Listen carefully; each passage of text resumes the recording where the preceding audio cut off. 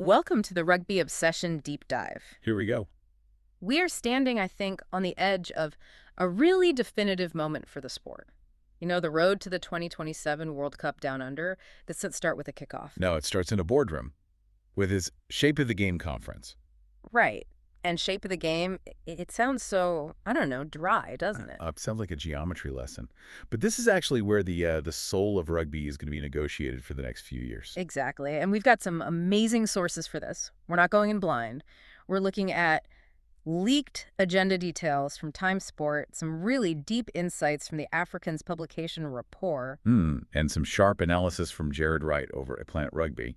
It's a great mix. It's the best kind of intel, you know, the official leaks, the insider gossip. It gives us the before picture. So we can understand the after. And the vibe I'm getting from all this, it's not panic. It feels, well, confident, like the game is in a pretty good place. Yeah, it's not a crisis meeting. It's a tune-up.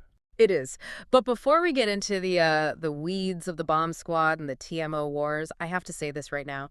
If you want to be ahead of the game, you need to subscribe to Rugby Obsession. Just hit that button now. Please. Don't be that person at the pub shouting about the wrong rule. So, our mission today, we're looking at what is on the agenda, and maybe more surprisingly, what isn't. And that starts with the big one. The bomb squad. The 6-2, the 7-1 bench split. Yep. The tactical innovation that, let's be honest, Razzie Erasmus and the Springboks used to win back-to-back World Cups. It's genius, but it had the purists just clutching their pearls, didn't it? You had Bill Beaumont, Keith Wood, all saying it should be banned. The argument was twofold, really. One was aesthetic, that it kills space, and you don't get those exciting end-of-game tries. And the other, more serious argument was safety. That was the one that could actually get laws changed. Right. The idea that a fresh 120-kilo prop coming on in the 65th minute against a tired fly half is just a recipe for disaster. It makes sense on paper, doesn't it? It feels like common sense. It does. It really does. So everyone expected World Rugby to act, to cap replacements, maybe force a 5-3 split. But according to the Times Sport leak, what's actually on the agenda? Absolutely nothing. Nothing. Silence. The report says the number of replacements will not be discussed. The bomb squad is safe. That's huge. But, I mean, how can they just ignore the safety concerns? Are they just putting their fingers in their ears? No, and this is the fascinating part. They didn't ignore it. The CEO, Alan Gilpin, he's been on the record about this. They actually ran the numbers. They look at the data. Yeah, thousands of data points on injury rates in the final quarter of games. And, you know, the science just didn't back up the fear. So what we thought we were seeing, what looked dangerous, wasn't actually more dangerous. Not even close. Gilpin said, and I'm paraphrasing here, that the science showed a bunch of fresh players coming on does not create a more injurious position. Wow. So the eye test lied. It happens. You know, a fresh player might actually be more technically sound in the tackle.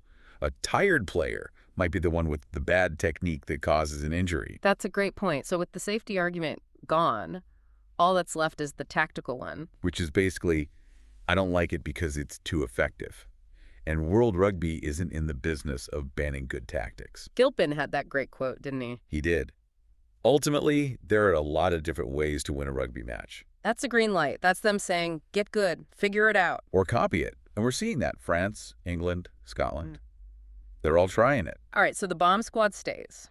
Let's pivot to the other place where the big men collide. The scrum.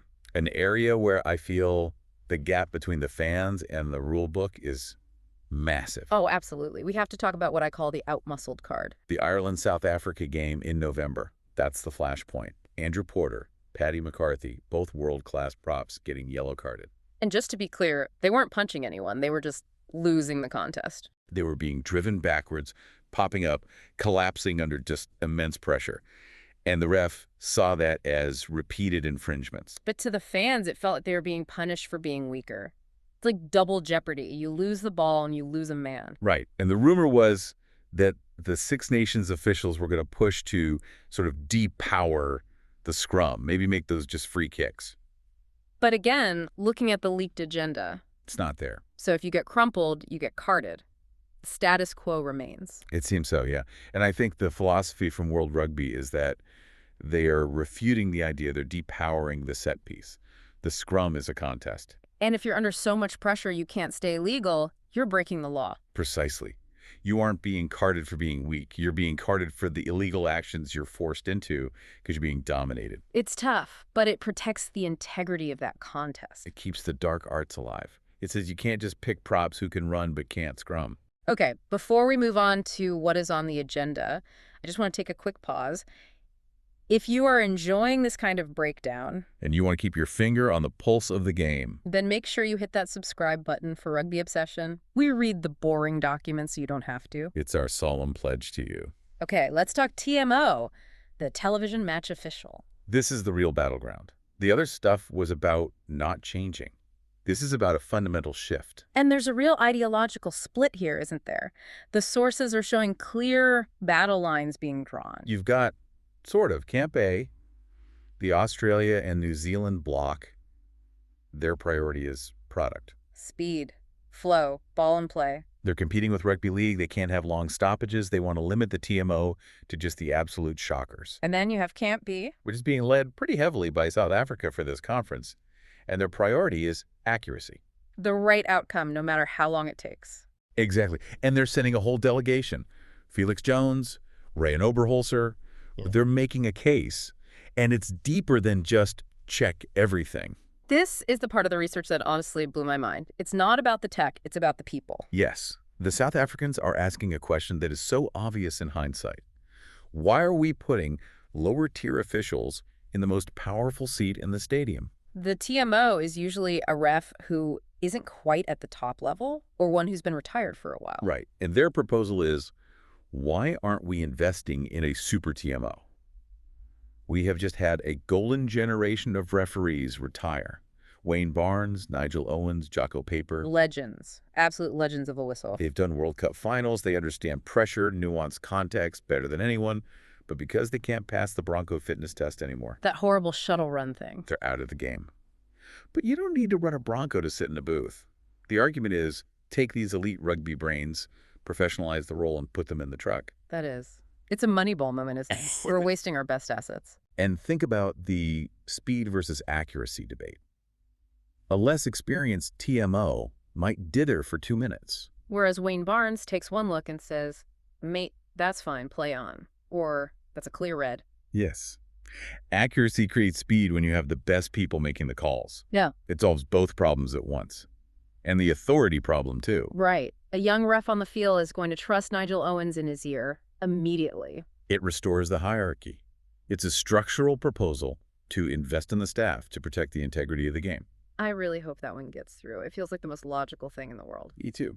And just quickly, we have to touch on a couple other things. Eddie Jones has been screaming about the juggling catch loophole. Rightfully so. Where a player jumps from out of bounds, catches the ball, and throws it back in before he lands. It looks like a circus trick. It does. And it completely nullifies the 50.22 kick, which was brought in to create space. So Eddie wants that loophole closed. Common sense, really. It is. And all of this is happening in a context where the game is getting more competitive. I mean, look at Italy. Exactly. Their rise in the rankings just shows the gap between the tiers is closing. Which means the laws, the calls, they matter more than ever. A bad TMO call doesn't matter much in a 50-point blowout. But in a 1-point game against a surging Italy, it defines your entire season. So wrapping all this up, it feels like we're looking at a sport that's maturing. I agree. They're trusting data over fear with the bomb squad. They're backing the contest in the scrum. Yeah. And they're seriously looking at professionalizing officiating. It's a grown-up agenda. It is, but I want to turn this over to you, the listener. That TMO proposal is the one that really sticks with me. It affects the viewing experience the most, for sure. So the question is, does the idea of a super TMO, a Wayne Barnes in the booth, solve your frustration? Would you accept the delays if you knew it was the best in the world making the call? Or are you in the Aussie camp? Just speed it up, let the boys play, and accept the odd mistake. It's the ultimate trade-off, perfection versus flow. Let us know your thoughts in the comments. We do read them all. We do. So, to recap, the bomb squad is safe. The scrum stays brutal. The TMO might be getting a massive IQ upgrade. And Italy is coming for everyone. A great time to be a rugby fan. It really is. Now, we'll be tracking the outcomes of this conference as soon as they drop, so for that analysis, you need to be subscribed. Final reminder, hit that button for Rugby Obsession. You don't want to miss it. Thank you for listening to the Rugby Obsession Deep Dive, and we'll look forward to you listening to our next episode.